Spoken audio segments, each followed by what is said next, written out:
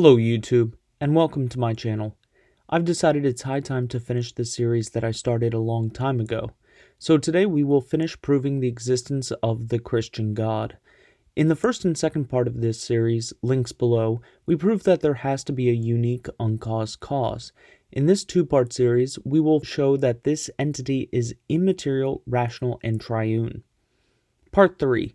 God's immateriality and rationality. So last time, we said that the entity was the one and only entity whose existence and his essence were identical. That is to say, what it is that it is. It does not exist as something in the same way that you and I exist as human beings. It is pure existence itself, or to use the Latin term from Thomas Aquinas, ipsum esse subsistens. But now that we know what this entity is, we need to find ways to describe it. But how should we seek to describe it when it does not exist as something?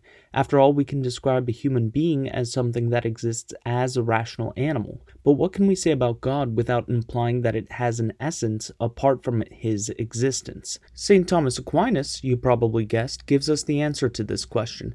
It's not possible to describe the ipsum esse subsistens, but it is possible to say what he is not. This is called the via negativa. Essentially, we want to come to an understanding of what it is by ruling out what it isn't. But if we're going to do this systematically, where should we begin? In the previous video, we talked about the hierarchy of sciences. Sciences proceed from what is most general, metaphysics, the study of being, to more and more specific sciences. Immediately beneath metaphysics is physics, the study of matter. So that seems like a good place to start. Is the uncaused cause material or immaterial? There are at least 3 different ways we can show that the ipsum esse subsistens is not material, and they all follow from what has already been shown. The first is that if the uncaused cause were material, its materiality would require an explanation apart from its existence. Essentially, if the uncaused cause is material, then we must posit that it forms a composite substance with matter.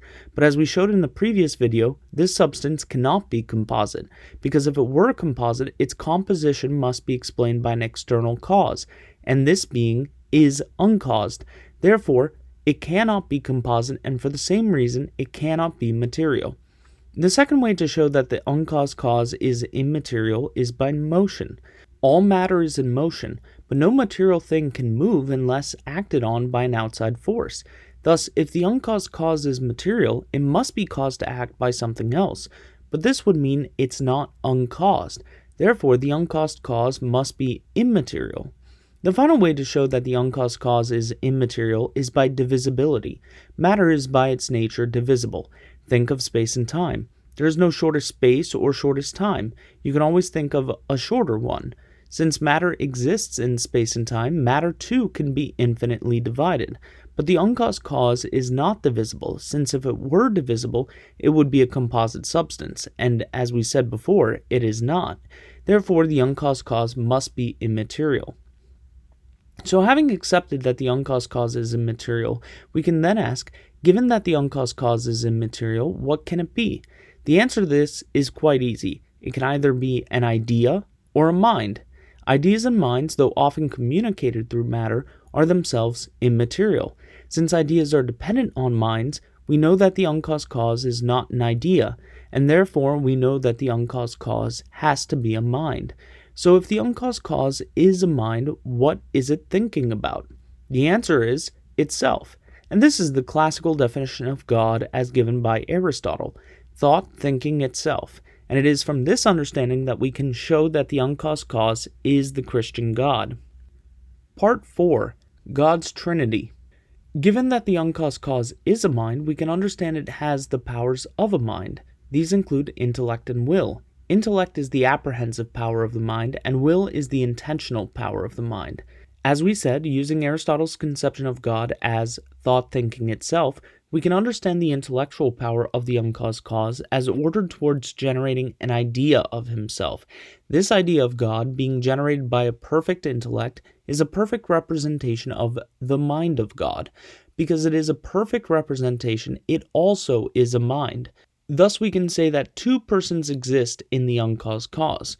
The 2 persons are co-equal in that one is a perfect copy of the other.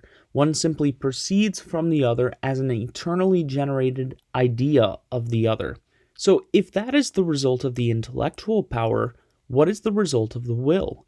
Well, the will desires that which it perceives as good. When our perception is wrong, it's possible for the will to desire something that's bad for us. But the uncaused cause, being a simple and non-composite substance, cannot have a misaligned will.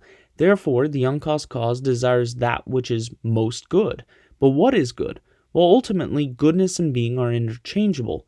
Goodness is a function of existence. Evil is a privation of existence. Therefore, that which is pure being is the most good. Thus, the will of the first person of the Trinity is ordered towards the second person, who is a perfect image or representation of himself. This movement of the will of the first person of the Trinity to the second person is the third person of the Trinity. Thus, we have the first person, who is the uncaused cause and thought thinking itself, the second person of the Trinity, who is the perfect image of the first person, and the third person of the Trinity, who is the movement of the will of the first person towards this perfect image. And this gets us to an understanding of God that approximates the Christian understanding. Thus, in this series, we have shown how it is possible to prove the existence of God from first principles. What do you think? Leave a comment and share your thoughts. As always, like, subscribe, and hit the bell. Thank you for watching. Until next time, I'm Benedict the 17th. Go with God.